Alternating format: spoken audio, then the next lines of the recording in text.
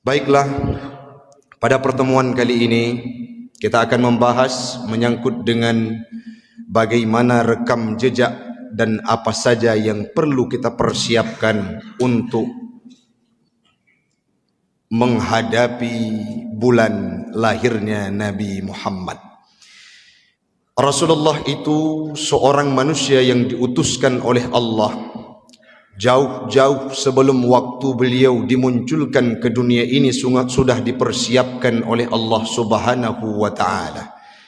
Nabi Muhammad adalah nabi yang diciptakan dan diutus kepada umat akhir zaman dengan segudang kelebihan, dengan segudang keistimewaan, walaupun dalam kehidupan nyatanya beliau pernah berada pada titik yang paling rendah sekalipun.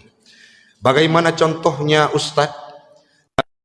Pernah ditempeleng. Nabi Muhammad pernah gekok baule li Abu Jahal. Beliau berada di atas bukit Safa. Rebah membalik-balik darah. Nabi Muhammad pernah dilempari dengan pokok korma. Nabi Muhammad pernah ditimpakan dengan kotoran manusia saat beliau sedang sujud di depan Ka'bah.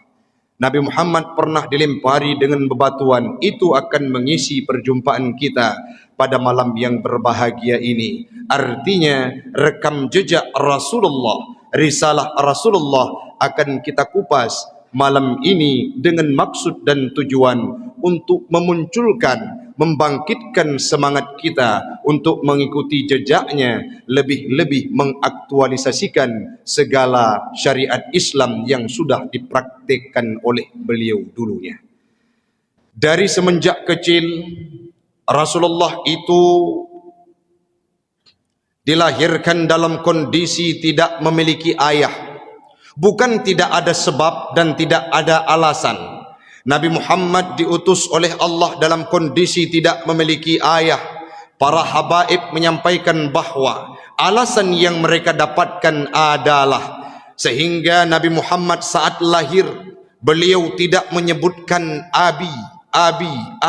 Artinya lagi anak-anak gedanya watewbut. Saat mereka dilahirkan ke dunia, saat mereka sudah bisa berbicara, pasti kalimat yang keluar dari mulutnya ma, ayah. Namun Allah menakdirkan kepada Rasulullah, beliau umur 2 bulan dalam kandungan meninggal ayahanda tercinta Abdullah. Kenapa? Supaya kalimat yang terngiang dan terucap saat Nabi sudah bisa berbicara, Rabbi, Rabbi, Rabbi. Apa maknanya? Tuhanku, Tuhanku, Tuhanku. Sepenuhnya beliau akan menyerahkan dirinya kepada Allah. Kenapa? Dari kecil beliau tidak melihat sosok ayahanda tercintanya. Yang selanjutnya setelah umur lahir ke dunia kurang lebih 6 tahun, beliau rindu dengan sosok ayah. Tidak tahu bagaimana untuk melihat jasadnya. Beliau pinta kepada ibundanya, mari kita berkunjung ke tempat makam ayahanda. Pergi beliau bersama Siti Aisyah. Pergi beliau dengan Siti Aminah ibundanya. Setiba di sana, tetruk gedeh urang siklun, watene wotruh sabuh tempat di Abua meninggal ibunda tercinta. Tidak terpikat, tidak terlalu terpikat hati Nabi Muhammad dengan orang tuanya walaupun beliau sangat sayang. Kenapa? Karena cepat waktu yang diberikan oleh Allah. Yang terngiang dan tersugesti dalam pikiran Nabi hanya satu kalimat, siapa? Rabbi, Tuhanku. Sehingga hati Nabi terikat dan terpikat kepada Allah, tidak mengenal ruang dan waktu. Lehan gecok li Abu Talib 2 tahun urang siklun meninggal dunia, 8 tahun umur Nabi. Hidup bersama pamannya sekaligus kepala suku yaitu Abu Talib. Dalam perjalanan Nabi Muhammad tidak semewah yang dibayangkan dan kita fikirkan sekarang ini. Kenapa? Sudah minim pemahaman kita terhadap bagaimana pahit pekik retirnya perjuangan Nabi dalam membawa ajaran Islam. Nabi Muhammad waktu nejak hijrah baik ke kota Habasyah, baik ke Madinah, beliau tidak menunggangi kendaraan yang mewah seperti kita. Alias cuma onta yang ada untuk beliau tunggangi. Selanjutnya di bawah terik matahari tidak ada aspal, beliau beranjak pergi untuk mensyiarkan agama Allah dan mencari ketenangan. Baju tempat tidurnya tidak berlapiskan sofa, berlapiskan spring bed seperti yang kita rasakan sekarang ini. Apa? Beralaskan pelepah kurma. Kesederhanaan Nabi Muhammad itu terbukti. Harta beliau tidak dimiliki untuk beliau, tetapi untuk syiar Allah dan syariat Islam. Bahkan istrinya Siti Khadijah pernah berkata, "Ya Rasulullah, aku adalah orang yang kaya dulunya. Setelah engkau persunting, aku relakan segala hartaku untuk engkau simbahkan, untuk engkau perjuangkan, untuk engkau korbankan di jalan Allah." Demikian pungkas Khadijah, bahkan pernah nekun, andai kata dalam perjalanan dunia Rasulullah neme ajaran Islam terdapat sebuah sungai yang tidak ada jembatannya, maka siap tubuhku engkau jadikan sebagai jembatannya. Siapa? Istri Nabi Muhammad, yakni Siti Khadijah. Luar biasa perjuangan Nabi. Pernah sabuh ketika orang Syi'lun, Nabi Muhammad itu dililit dengan kelaparan, yang mana beliau sangat kita rindu, dililit oleh kelaparan, tetapi ada secuil makanan beliau berikan kepada sahabatnya. Beliau gantungkan batu di perutnya sembari beliau lanjut dengan gotong royong alias melakukan aktivitas biasa. Kenapa demikian? Umatnya lebih diprioritaskan walaupun dirinya bisa dikorbankan. Kehidupan Nabi Muhammad, kalau kita ingin mempelajarinya, akan muncul rasa mahabbah terhadap perjuangan Islam. Kenapa? Sangat banyak cobaan yang diberikan oleh Allah sehingga beliau menempati tempat yang paling istimewa. Apa itu? Khatimun Nabiyyin, sekaligus mendapatkan posisi ulul azmi. Mukjizat semua hampir dominan mukjizat yang dimiliki oleh nabi yang lain dimiliki oleh Nabi Muhammad. Nabi Sulaiman bisa berbicara dengan hewan, Nabi Muhammad bisa berdialog dengan kijang, bahasa gedanya gluh.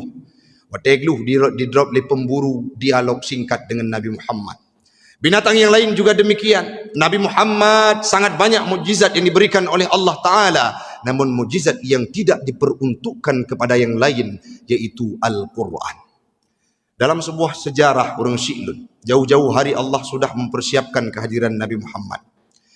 Ingat lun dalam sabuh penjelasan surah dalam Al-Quran, Alam nashrah laka sadrak, Allah berkata, wahai Muhammad, sebuah ayat yang kusampaikan bahwa dulunya aku pernah berkata kepada Nabi Musa, ya Musa, disampaikan kepada Nabi Muhammad oleh Allah Ta'ala, wahai Muhammad, dulu Musa sangat ingin berjumpa dengan Fir'aun.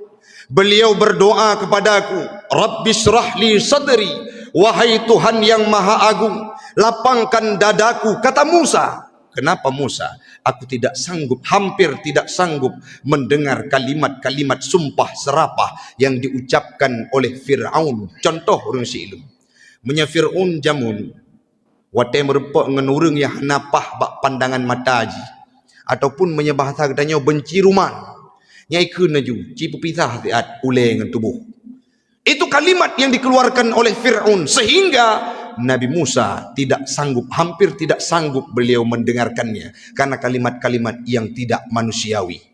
Akibut Nabi Musa kepada Allah, Rabbi syrah li sadri, ya Rabb, berikan kelapangan kepada dadaku untuk menerima ocehan, untuk mendengarkan kalimat-kalimat yang tidak bagus yang diucapkan oleh Fir'aun. Nabi Muhammad hana megelakepi, hana kepegah Allah Ta'ala, walaupun gebi cobaan, tapi Allah menurunkan sebuah ayatnya, alam nashrah laka sadrak. Ketahuilah wahai Muhammad, ketahuilah wahai umat, ketahuilah wahai manusia, alam nashrah laka sadrak, adakah engkau tidak melihat dadanya Muhammad sudah kami lapangkan. Pernah geplah, pernah gepeglih dengan iman Zamzam saat ingin Isra Mi'raj. Artinya apa? Ini sebuah keistimewaan yang diberikan oleh Allah kepada Nabi kita, yakni Nabi Muhammad. Hana menelakepi, padahal urang-urang hampir sama juga dengan Fir'aun waktu itu, Abu Lahab, paman sendiri. Sedangkan Nabi Musa berhadapan dengan Fir'aun tidak ada tali darah. Nabi Muhammad dengan Abu Lahab siapa ke? Lahir ayah agaknya lahir apa Abu Lahab sekandung. Artinya wali kalau bahasa kita. Itu yang menjadi musuh bebuyutan dalam kehidupan beliau. Pamandrau sendiri. Dan tidak hanya mencaci memaki, turut untuk menghakimi dan menganiaya Rasulullah. Tapi Nabi tidak pernah meminta kepada Allah. Allah yang menjanjikan bahwa Muhammad itu telah dilapangkan dadanya. Yang selanjutnya, kehadiran nabi-nabi yang lain belum pernah diucapkan, tapi Nabi Muhammad 30 generasi sebelum beliau lahir sudah diagungkan, sudah didengungkan. Siapa? Oleh Nabi Allah Ismail dan Ibrahim. Nabi Ibrahim pernah berkata saat beliau ingin merevisi mendirikan Ka'bah. Setiba di sana, watai kena pedang Ka'bah, gekun kemudian Allah Ta'ala, Ya Rab, wab'as fihim rasulah, bangkitkan Rasul di dekat Ka'bah ini.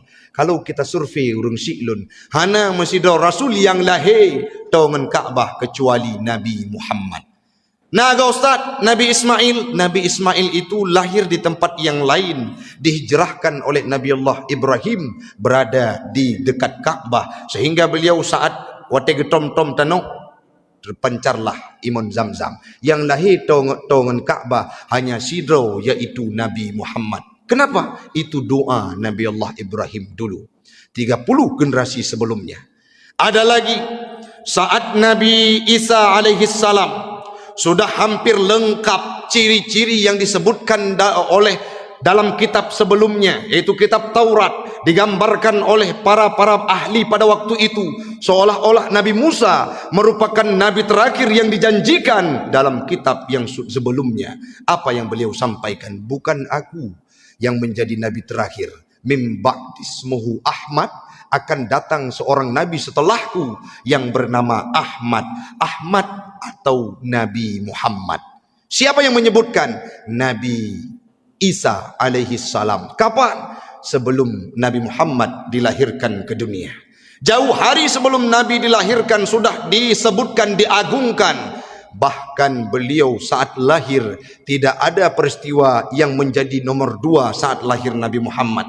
Padamnya api yang disembah oleh kafir Majusi, yang mana belum pernah tercatat dalam catatan sejarah, tapi pada subuh waktu lahirnya Nabi Muhammad padam.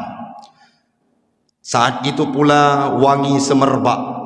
Saat itu pula hancurnya patung berhala yang disembah oleh orang-orang yang berada di kota Mekah. Artinya kelebihan yang diberikan oleh Allah Ta'ala kepada Nabi sangat luar biasa. Namun yang menjadi hati kita haru dan harus mengikuti jejaknya, beliau sudah tahu dirinya sebagai Nabi, Khatimun Nabiin, punya keistimewaan, punya kelebihan. Tapi sederhananya tidak ada 2 dalam kehidupan.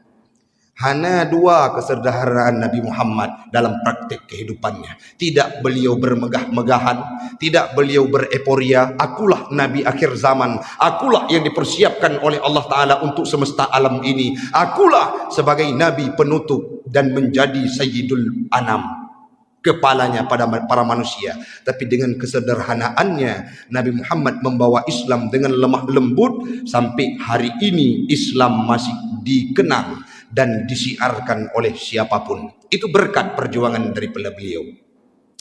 Yang paling pedlom urung siklun, wateuronyo yang tatanyang ba'anek mit, mereka membayangkan bahwa Nabi Muhammad itu sosok yang sangat elegan, sosok yang sangat punya wibawa, karena mereka seolah-olah berasumsi Nabi Muhammad lagi urung-urung yang di perkantoran. Nabi Muhammad lagi pimpinan-pimpinan kita sekarang. Nabi Muhammad berada di unsur pemerintahan, taubahnya seperti kehidupan real sekarang. Itu jauh panggang dari api. Tidak demikian. Beliau memperjuangkan Islam dengan luntang lantung, dengan susah payah, tanpa ada penyokong. Bahkan wate meninggai Abu Talib, watenya terjadi embargo yang luar biasa. Abu Talib itu merupakan kepala suku. Nabi Muhammad saat mensyiarkan Islam, Abu Talib yang menjadi benteng saat itu, walaupun tidak masuk dalam agama Islam. Kenapa? Karena beliau kepala suku. Di Mekah dulunya, Kalau ada kepala suku yang membackup kita, kita akan mampu hidup secara leluasa. Tapi saat kepala suku itu hilang, maka saat itulah menjadi awal untuk kehancuran kehidupan kita. Watenya leh meninggai Abu Talib. Abu Talib pernah gekun. Muhammad nyo lun bela. Siap tubuhku menjadi tanah, kata Abu Talib pamannya. Andai kata satu helai bulu Muhammad jatuh, maka aku siap mati bersimbah darah untuk memperjuangkan Muhammad, walaupun hang getim temung dalam agama Islam. Saat itu ditombak Yasir di perutnya di depan mata Nabi. Dibakar tangan paman Utsman bin Affan dalam anyaman yang terbuat dari pelepah kurma. Ike Nabi. Di obrak-abrik kehidupan umat Islam, bahkan ada seorang anak yang diusir oleh ibundanya. Kenapa? Karena tidak mau meninggalkan agama Islam, yakni agama Muhammad. Cukup luar biasa watenya le meninggai paman Nabi, yaitu Abu Talib. Watenya Nabi ne bergerilya, bedah ne berangkat ku Ethiopia, Raja Najasyi menyeken gedanya ujino. Wahabsyah. Wate terus kede Amr bin As sudah duluan datang untuk memprovokasi. Waktu itu kedik, namun di sana Raja Najasyi menganut agama Nasrani. Beliau sangat cinta dengan Nabi Isa dan Maryam. Seketika Ja'far saat datang orang yang melakukan provokator, gebedoh Ja'far gebaca ayat menyangkut dengan Nabi Isa, ru imata Raja Najasyi, sehingga di sanalah terdapat pelindungan dari Raja Najasyi untuk melindungi umat Islam pada waktu itu. Watenya Nabi dia bedah berangkat ke Utaif. Watetro Utaif urang Silun bersama Zaid bin Haritsah.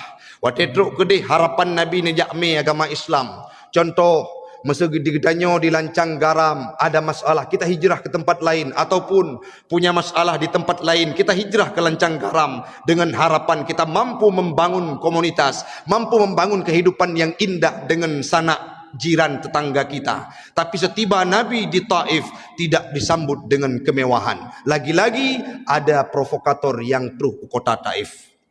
Buya Yahya saat menyampaikan terhadap cerita Taif, beliau berlinang air mata. Kenapa? Kesedihan yang tiada dua dan menjadi catatan sejarah terhadap kehidupan Nabi itulah di kota Taif. Wate kejak Nabi gemeh ajaran Islam kota Taif, si pelihura gedang ide hurung si ilun hana tapu api. Ho yang gepegah abad tiah hai dengo. Gepegah abad sibe hai dengo. Urek Nabi watenyan dikacangkan hana di permun lagi urang hana yu. Saat 10 hari beliau berdiam diri di sana, tiba-tiba ingin pulang. Saat beliau ingin pulang, pada waktu itulah dihadang oleh pembesar kota Taif. Muhammad, engkau datang tidak kuundang, engkau pulang harus kuberikan imbalan. Watenyan ke pedang saf. Pemuda-pemuda kota Taif yang tubuhnya tegar. Bebe tubuh danya malah raya elom. Urung-urung tubuh masa jamun. Gepedang dua boh saf. Di tangan mereka terdapat memegang batu-batu yang besar satu gepal. Kan batai lagi katanya orang Silun. Batai katanya batai ut kalang. Batai tak uit lebih kalang. Tapi yang batai di Arab. Itut leuro hitam keroi. Batai tak uit lebih darah. Tapi batu tersebut yang dipegang oleh pemuda-pemuda kota Taif. Dilempari ke muka Nabi. Kenang red uya. Aru darah. Galombeh membati wajah Nabi Unun. Kenang red uya. Aru darah. Tidak hanya dilempari dengan batuan. Terus hurung ralikut itulah Nabi melungkop-lungkop di atas batu-batu kerikil di Arab sana, di tempat yang panas, yang terik luar biasa. Coba bayangkan. Beliau lewati terowongan yang dibuat, saf yang dibuat oleh pemuda tadinya. Lamati Nabi, ya Allah ba'na laknat, ya Allah ba'na laknat, ya Allah ba'na laknat. Cina bayangkan sepo akhlak yang laginya nurung Silun. Batai atuh muka, wi unun ilungkop ro darah, bajai putih muarna darah. Tapi lamati Nabi, ya Allah ba'na laknat, ya Allah ba'na laknat, ya Allah ba'na laknat. Karena mereka tidak tahu dengan keberadaan diriku. Bacut-bacut nejak Nabi urung Silun sampai beh gerbang Taif. Maah cakap gambaran ji lagi tidro urang gua di nehun. Na iya kutonya lohop nyan. Gebedah geik atas masjid hana gerah katik. Watai gejak pasti tapak lengket. Lagenyan ke tapak Nabi lengket bak getebit gerbang kota Taif. Tapi sayang kan tanah darah yang ili punuh tubuh Nabi. Lepas gerbang kota Taif melepop duduk Nabi dengan Zaid bin Haritsah. Watainya terus malaikat penjaga gunung Taif berkata, "Ya Muhammad, kami dari tadi menyaksikan siksaan terhadap dirimu. Kami hanya ingin satu kalimat darimu Muhammad. Gunung yang mana yang akan kutimpakan kepada mereka? Mud yadaika ila sama. Angkatlah tanganmu ke langit." Gunung toh Muhammad yang lungkop kawaknya. Nyan menyatanya katanya lagi yang rusilun. Hantip jarau gati-gati katanya. Tapi Nabi Muhammad, beliau akhlaknya tiada dua dan harus katanya ikut. Gekun pak malaikat. Wahum qaumun la ya'lamun. Mereka itu tidak tahu dengan keberadaan diriku wahai malaikat. Bek ni siksa awaknya. Geleng jarau Nabi gemendoa, "Ya Allah, lahirkan di kota Taif ini orang yang akan mampu mensyiarkan Islam." Dominan di Taif jino si kurang 10% orang silun lagi katanya. Ahlu sunnah wal jamaah. Doa Nabi. Lehanyan gebedah gemusom le Nabi dilikat gunung Taif dengan penuh kehinaan, dengan berderai air mata, tengah haru darah, geleng jaro ba Allah Taala, "Ya Allah, ila man taqiluni halam lungja ya Allah, au ila ba'idin yu'jimuni, ataupun dari tempat ini akan saya pergi, andai itu perintahmu ya Rabb, malam taghdab ilayya, selama draun hana bengeh na kelung, maka lun akan sabi-sabi berjuang." Demikian yang gekun li Nabi urang silun. Mau ronyom fi danyo kan tingat Nabi ka gelindung li Allah Taala. Nabi cukup mewah udip, nyan menyahana tim baca sejarah. Manuronyo katruh Rabiul Awal, apa yang kita persiapkan untuk menyambut kedatangan hari kelahiran beliau. Nah, tanya dalam selawat siurah malam ke Nabi. Nah, pernah tak ingat Nabi? Nah, tak baca sejarahnya ataupun cerita-cerita menyangkut dengan Nabi Muhammad itu akan menjadi dongeng belaka yang tidak pernah kita sugestikan kepada anak-anak mudanya. Sehingga waktu itu dengar nama Muhammad, oh Nabi Muhammad, oh Muhammad, cuma sekedar sepintas lalu. Orangnya kajet robah mindset orang silun. Butukli itu waktu kita baca sejarah-sejarah Nabi Muhammad. Waktu kita selawat betroh gezah. Bahkan Umar bin Khattab adalah orang yang tidak siap menerima Nabi Muhammad itu wafat. So yang pedame watenyan Umar bin Khattab kalage urang pungo urang silong pakon handepah keterima Nabi Muhammad meninggal dunia, karena Nabi Muhammad itu mampu membawa peradaban yang sangat lembut terhadap akhlak manusia. Umar bin Khattab luluh lantah dengan Islam yang disuarakan oleh Muhammad. Handepah keterima. So yang pegah Muhammad muwafid nyokuta gekun le Umar bin Khattab, tapi watenyan truh Abu Bakar yang sangat bijaksana, "Ya Umar, Muhammad itu manusia, bukan malaikat, bukan makhluk yang lainnya. Muhammad itu akan meninggal dunia dan wafat." Watenyan baru kedua pu yang perlihat pegah urung silun. Umar bin Khattab sekali Umar bin Khattab yang jin yo ke Umar. Jen meyai depu Umar jak lorong A. Jen meyai depu Umar gejak lorong B. Dia akan memilih lorong A untuk lewat. Bahkan pernah suatu ketika dilapor oleh Amr bin As, "Ya Umar, di Mesir ada sebuah tradisi. Icok urinang dipehanyut lam laut lam sungai Nil. Keputujuan supaya air sungai Nil itu banyak. Lo watenyan degi Umar bin Khattab getulih basiun surat, "Long hamba Allah, kah hamba Allah gekun bak jin yang na dalam sungai Nil, kah hamba Allah menyetekedi memang tak anggap long sebagai hamba Allah, kata sebagai hamba Allah piu bekle ganggu kehidupan orang yang na di sinan." Gecok kertahnya le Amr bin As geme gede geti lam sungai Nil, seketika gadah jin-jin hana tapu dumnan yo jin. Tapi Umar bin Khattab hampir tidak bisa menerima dengan kepergian Nabi Muhammad. Kenapa? Karena beliau merasakan, melihat dan merenungi bagaimana indahnya sosok Muhammad dalam kehidupannya. Hana orang yang hana kli, hana orang yang hana sedih. Bahkan orang sembahyang sampai truk leuro, gesemayang secara bergilir untuk mengantar kepergian Nabi Muhammad wa Allah. Tapi hari ini kita sedikit lambat laun sudah lupa bagaimana sosok Nabi dalam memperjuangkan akidah Islam yang melakonkan akhlak dalam kehidupannya. Yang selanjutnya dalam firman Allah, "Wa ma arsalnaka illa rahmatan lil alamin." Nabi Muhammadnya merupakan rahmat. Ayat difirmankan oleh Allah Ta'ala, tidak aku utuskan engkau wahai Muhammad kecuali untuk menjadi rahmat bagi sekalian alam. Dalam tafsir Hasyiah Sawil sampaikan, Nabi para anbiya itu diciptakan dari Rahman sifatnya. Yang selanjutnya ayat yang lain gekun, menyegetanyo tarempok karunia Allah, menyegetanyo tarempok rahmat Allah.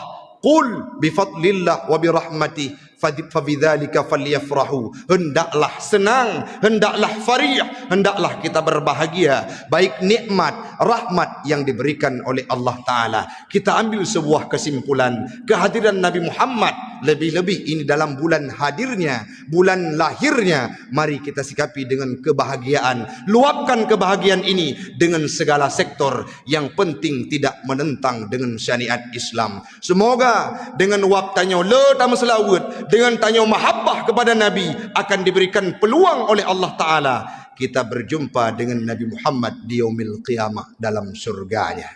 Yang terakhir urung syi'lun, uronyo diketanyo ditimpakan dengan musibah yang sangat besar, yaitu dengan kehilangan sosok ulama karismatik yang merupakan warasatul anbiya. Dalam sebuah hadis yang diucapkan oleh Nabi dengan riwayatnya yang sangat banyak yang sudah kami pelajari saat MK hadis tematik di kampus kami. Apa yang disampaikan? Ulama itulah cerminan, ulama itulah tanda, ulama itulah barometer bahwa ilmu akan diangkat oleh Allah Ta'ala menjadi petanda kiamat dunia akan datang dengan sebab hilangnya para alim ulama. Uronyo urang syi'lun hana urang yang hanaki, hana urang yang hanawah, hana urang yang hana sedih dengan hilangnya Abu Tumin. Bahkan anak-anak yang masih kecil yang belum tahu apa-apa, mereka yang duduk di bangku SD akan kenal siapa Abu Tumin.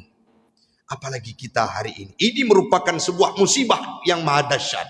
Ini merupakan sebuah cobaan yang diberikan oleh Allah Ta'ala terhadap kita yang berada di Aceh. Belum kering air mata gedanya terhadap Abu Daud di Luk Nibung.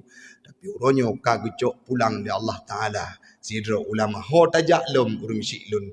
Maka marilah dengan wap mantengna ulama-ulama padum dro tu di atas bumonyo. Na bu di kutakru, na bu di mudi, na ayah di catrung. Na ulama-ulama katanya mari ta satu tajak bedro teba ulama yang taputoro dengan ulama, dan ataupun tajuk anu bak pendidikan agama yang mana mereka bisa berinteraksi dengan para alim ulama, karena ulama lah warasatul anbiya. Mudah-mudahan bermanfaat bagi pribadi ulun tuan dan umumnya kepada jamaah sekalian. Yang perlu kita nyocok kesimpulan urung syi'lun, nyo katamang dalam bulan Maulid. Mari kita nyo katamang dalam bulan Rabiul Awal. Mari kita tingkatkan kualitas ibadah yang pertama. Yang selanjutnya, mari kita tingkatkan mahabbah kepada Nabi. Baik itu dengan berselawat, mempelajari sirahnya, mengikuti akhlaknya. Ibadah yang gepubut oleh Allah Ta'ala adalah selawat. Gekun ledraw dalam firmannya, innallaha wa malaikatahu yusalluna 'alan nabi. Allah dengan malaikat gemeselawat kepada Nabi Muhammad sallallahu alaihi wasallam. Maka kita sebagai hambanya, sebagai umatnya Nabi Muhammad sudah patut dan layak untuk mengucapkan selawat setiap harinya, yang mana selawat itu pula lah akan kembali pahala kedrawat ke Nabi. Nabi hana perleli dari gedanyo kasih ba'draw dan insyaallah kagak jamin surga oleh Allah Ta'ala. Namun kita untuk mencari cintanya, insyaallah kita akan bersama orang yang kita cintai kelak. Mudah-mudahan kita nyoban Bandung bu'e dan tak usaha untuk tak ikut sejarah, sirah nabawiyah, akhlaknya, pribadinya, karakternya akan mampu kita lakonkan dalam kehidupan sehari-hari. Baik long drone kita nyoban Bandung akan merumpuk dengan Nabi. Amin. Amin ya rabbal alamin. Hadanallahu wa iyyakum ajma'in. Assalamualaikum warahmatullahi wabarakatuh.